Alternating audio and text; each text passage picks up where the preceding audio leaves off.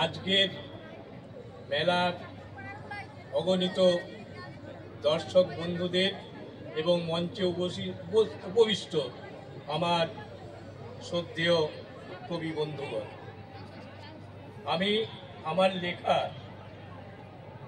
দুটি কবিতা পড়ব। লিখে কি হবে, কি হবে ঝুড়ি ঝুড়ি কবিতা লিখে, খরচ করে কাব্যগ্রন্থ প্রকাশ করে ধ্বংস হয়ে গেল সমাজটা। কে কার কথা শোনে? কাগজওয়ালা লিখছে নিজের মতো, চরিত্র পাল্টে ফেলেছে সাংবাদিকরা।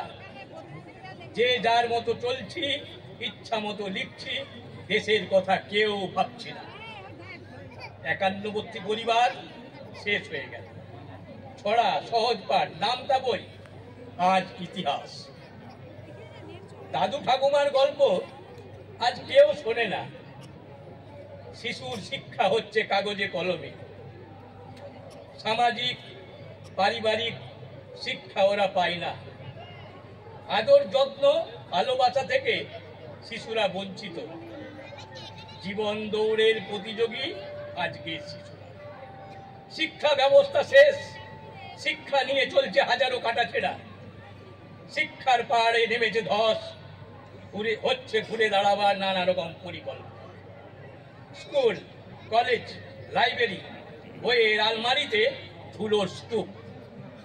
মোবাইলে চলছে পড়াশোনা, গল্প কবিতার বই কেউ পড়ে না। শিক্ষিত যুব সম্প্রদায় আজ দিশেহারা। তোমরা ভাবো কবি লেখক বন্ধুরা হাজার হাজার কপি বই ছেপে কি হবে? লেখাগুলি পড়ার যদি পাঠক না থাকে, লেখাগুলি পড়ার পাঠক যদি না থাকে,